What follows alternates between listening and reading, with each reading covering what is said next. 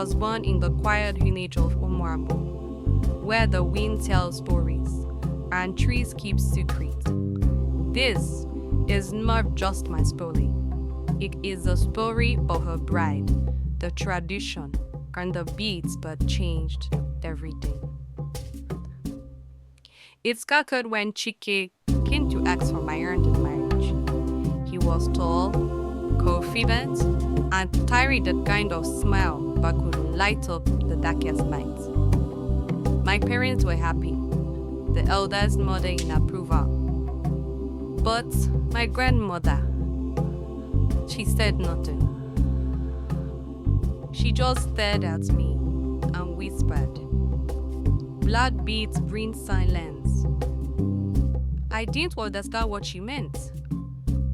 That night, I had a strange dream. I saw myself in a red wrapper, standing beside a river. An old woman stood behind me, placing blood beads around my neck. She whispered, "You will wear them, or you will break the chain." When I woke up, my bed sheet was wet with sweat. 3 days before the wedding, a small package arrived. No name, no sender, just a velvet box. Inside were the same blood beads I saw in my dream. They were very beautiful, yet heavy, not in weight, but in spirit. I asked my mother if she sent them. She shook her head and crossed herself. "Keep it far from your heart," she said, but I didn't listen. On the day of the wedding,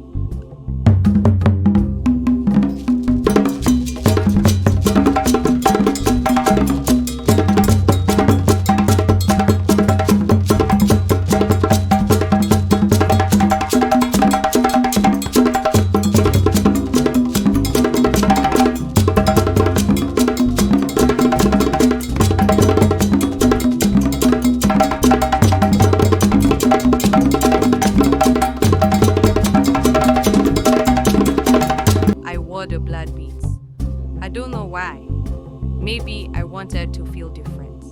Maybe I was curious. As I walked into the village square, the drums fell silent. The women stopped singing. The air changed. Igbo Chike looked unsure. That night, after all the dancing and blessing, we entered our house.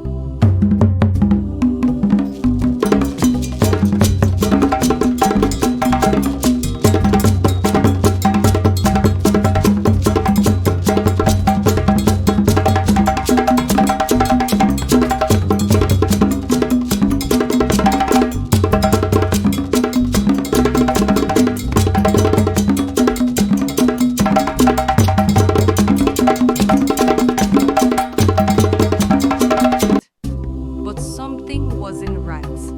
Something was wrong. Chike sat on the bed, staring into nothing. His lips moved, but no sound came out. I laughed, thinking he was playing, but he wasn't. He couldn't speak. From that moment, the silence began. I quickly ran to my grandmother's hut. She was sitting by her fire, as if she had been waiting. "You wore them," she said without looking at me. "The beads of Umuagu, the first bride who chose pride over love." I asked her what she meant. She then told me the story of Umuagu. Umuagu was a very beautiful woman who wore the blood beads and lost her husband to eternal silence. Many, many years ago, the village had a rule. No bride must wear blood beads on her wedding day. Umuagu, proud and stubborn, wore them to challenge the gods. As a result, her husband spoke no words after that day, and she disappeared into the forest. Things then, the beads were hidden until someone dug them up. We tried everything. Pastors, dibias, even old chants. But Chike remained silent. His eyes begged for help, but his mouth stayed closed. I blamed myself. My heart became heavy. I stopped eating. I stopped smiling. The village whispered, calling me the cursed bride. One evening, I stood by the river where I first saw the vision. The water was calm, like it too was holding its breath. The old woman appeared again, in spirit form. She said, "You can break the chain, but you must give something in return." I asked, "What? What can I give?" She smiled sadly. "Your voice or your love?" Yeah, I chose love. I took off the beads and threw again into the river. As they sank, I felt a pull in my throat, like my voice was leaving me. Then I heard Chike's voice behind me. "Leka! Leka!" I turned around, crying. He could speak again, but I could not speak. We returned to the village. I was greeted with horrors, but also with pity. Chike and I lived quietly. He became the storyteller, telling our tale at moonlight gatherings, while I sat beside him, smiling. The silence between us was filled with love. Now I am old. I write beads for those who will come after me.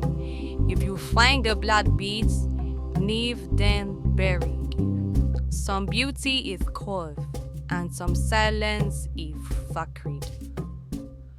I may no longer speak, but my story still walks through the waves of Umuagu. And if you listen